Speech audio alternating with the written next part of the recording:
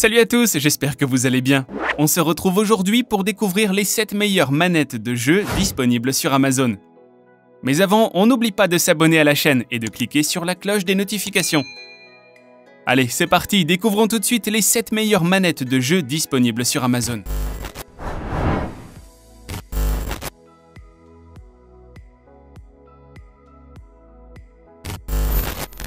Avec sa manette Force GC30, MSI signe un accessoire de qualité qui rendra de loyaux services à son utilisateur. Que vous soyez adepte du jeu mobile ou au contraire du jeu sur PC, elle fera forcément votre bonheur. Son câble de 2 mètres vous offre une grande liberté de mouvement. Un adaptateur vers le micro USB peut aussi venir se greffer pour jouer sur votre tablette ou votre smartphone Android.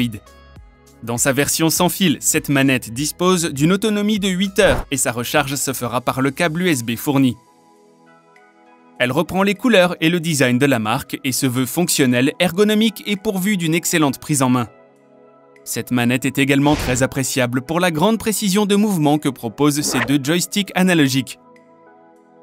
La croix directionnelle est quant à elle interchangeable pour que votre manette soit parfaitement adaptée à tous les types de jeux. Enchaînez les combos et n'ayez pas peur d'essayer différentes croix pour trouver celle qui vous conviendra. Son changement est hyper simple et rapide puisque la croix est aimantée. Pour finir, la MSI Force GC0 est dotée de 2 moteurs de vibration.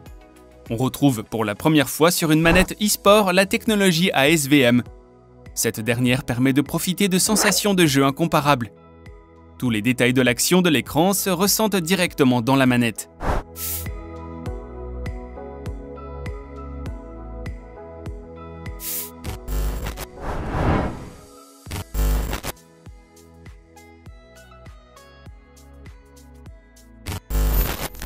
Si vous cherchez une manette plus aboutie que la basique proposée par Xbox, sans pour autant devoir faire un prêt à la banque, la Wolverine pourrait vous intéresser. Pensée pour les Xbox Series X et S, elle est bien évidemment pleinement compatible avec les PC. Contrairement aux tendances actuelles, il s'agit d'une manette filaire dotée d'un câble généreux de 3 mètres. Celui-ci est scindé en 2 parties pour se détacher facilement et éviter les dégâts si quelqu'un se prend les pieds dedans. Pour autant, la manette en elle-même reprend les mêmes traits que celle d'Xbox avec toutefois un format légèrement revu et surtout un habillage en caoutchouc, qui évite toute glisse au niveau des doigts même après plusieurs heures de jeu. La grosse différence se trouve au niveau des contrôles eux-mêmes. Les joysticks sont eux aussi un peu plus grands alors que les mécanismes des boutons sont mécatactiles et offrent plus de résistance que ceux que l'on peut retrouver sur Xbox. La croix directionnelle lisse pourra cependant ne pas plaire à tout le monde.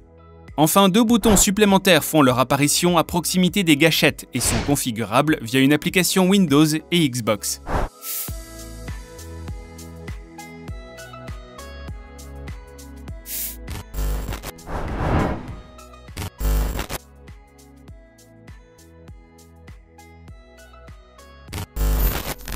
Si ce n'est pas la première fois que vous entendez le nom de Nacon, c'est normal. Cette manette est connue comme le modèle haut de gamme des joueurs PS4.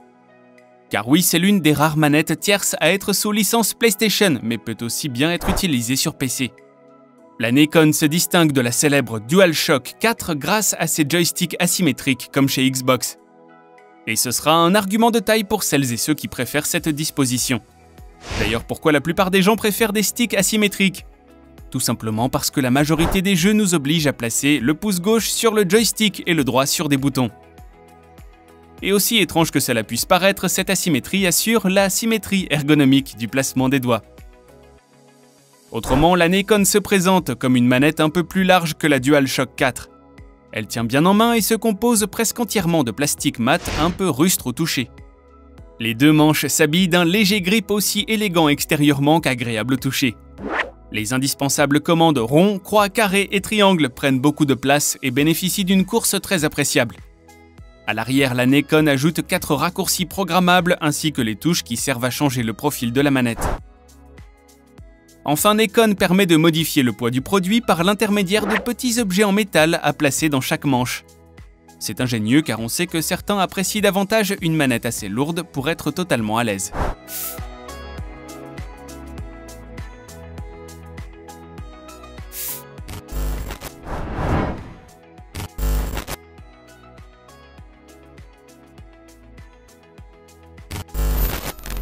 8BitDo est un fabricant de manettes modernes.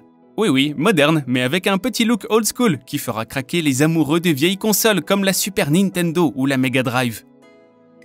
En dépit de ce design à l'ancienne, les manettes sont d'une excellente qualité de fabrication et intègrent les technologies actuelles telles que les joysticks analogiques, les vibrations ou encore l'USB-C. Au-delà de sa compatibilité PC, la manette se paye aussi le luxe d'être compatible avec la Nintendo Switch ou les smartphones. N'allez toutefois pas y chercher des fonctionnalités inédites ou des performances e-sport exceptionnelles. Ici, il s'agit simplement d'une bonne manette Bluetooth compatible avec différentes plateformes.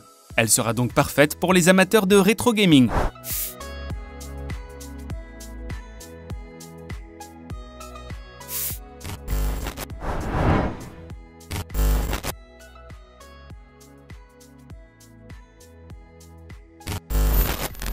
SteelSeries réussit à proposer une manette capable de parfaitement tourner sur smartphone et sur PC, et reste l'une des meilleures alternatives à la manette Xbox pour jouer sur Android.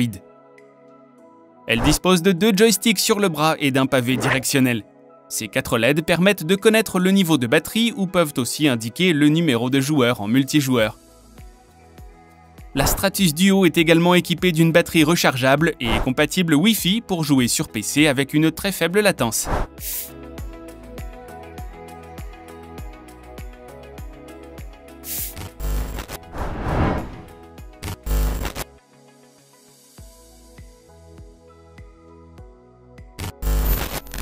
La manette Razer Kishi se présente sous la forme d'un pad extensible dont les poignées se positionnent de part et d'autre d'un smartphone. L'objectif est d'offrir une meilleure préhension et un confort de jeu similaire à ce que l'on peut retrouver sur une console portable comme la Nintendo Switch.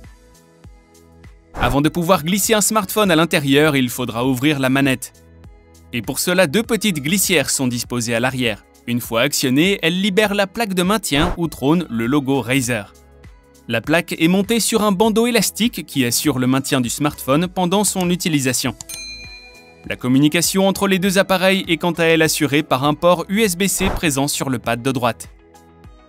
Une fois l'ensemble en main, on profite d'une ergonomie plutôt convaincante. Pour ce qui est de l'organisation des touches, Razer s'est clairement inspiré de la manette Xbox avec des joysticks analogiques asymétriques.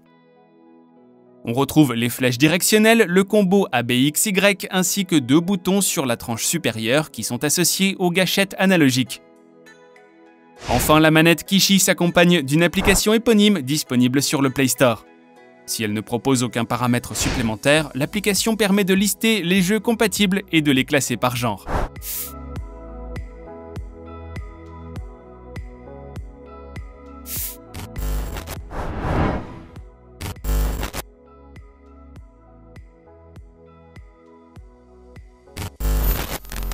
On termine ce top avec la reine des manettes. Microsoft a su trouver la recette parfaite de manette depuis la sortie de la Xbox 360. Encore une fois, on ne change pas une recette qui gagne et on se retrouve face à une manette qui conserve les mêmes formes que ses grandes sœurs tout en perdant un peu en tour de taille. Microsoft a visiblement appris de sa manette Elite Series 2 puisque l'on retrouve un grip plus efficace et un D-pad repensé. Les gâchettes sont dorénavant capables de vibrer. Mais le gros point fort de cette manette réside dans sa compatibilité quasi universelle.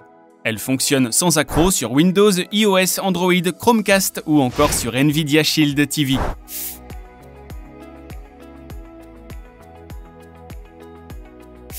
Et voilà les amis, c'est tout pour aujourd'hui. Si vous avez aimé la vidéo, n'hésitez pas à la liker.